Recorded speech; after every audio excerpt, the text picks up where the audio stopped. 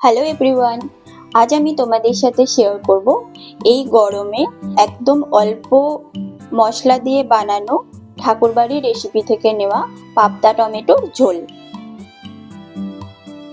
যেটা গরম ভাতের সাথে খেতে দুর্দান্ত লাগে। তোমরা এটা পাবদা মাছ ছাড়াও অন্য যে কোনো মাছ দিয়ে ট্রাই করতে পারো। আমি এখানে 4টে পাবদা মাছ ভালোভাবে ধুয়ে জল ঝরিয়ে নিয়েছি। এবার মাছটার উপরে আমি নুন হলুদ দিয়ে ভালোভাবে মাছটা দুপাশ মেখে নিচ্ছি।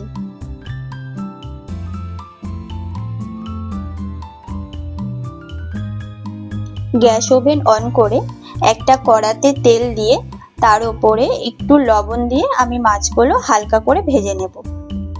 মাছ ভাজার সময় তেলের মধ্যে সামান্য একটু লবণ দিলে তেল কম ছিটকায়।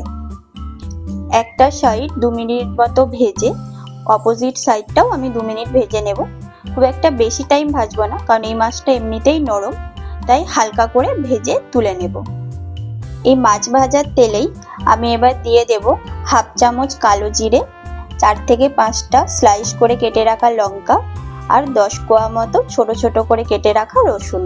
হালকা একটু নেড়ে রসুনের গায়ে একটা গোল্ডেন কালার আসলে আমি দিয়ে দেব কেটে রাখা টমেটো। 1 মিনিট মতো ঢাকা দিয়ে দেব।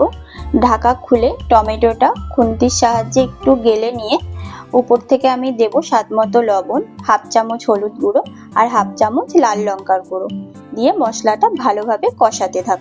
মিনিট 2-3 কষানোর পরে আমি অ্যাড করব টমেটো পেস্ট।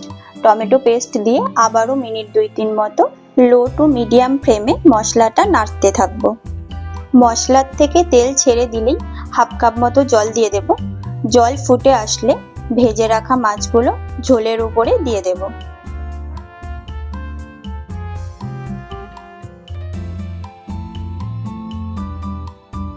মিনিট 2 ফুটিয়ে মাছটা উল্টে দিয়ে আবারও 2 মিনিট মতো ফুটিয়ে নেব। এবার নামিয়ে নিলেই রেডি আমাদের আজকের পাবদা টমেটোর ঝোল। এটা ঠাকুরবাড়ির রান্নার থেকে দেখে আমি এটা বানিয়েছি। এই গরমের জন্য হালকা মশলা দিয়ে বানানো খাবারের মধ্যে এটা বেস্ট।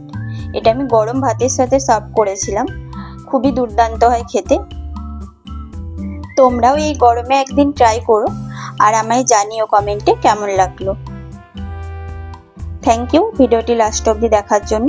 ভালো লাগলে লাইক, কমেন্ট, শেয়ার করো আর পেজটা ফলো করতে ভুলো না। Thank you.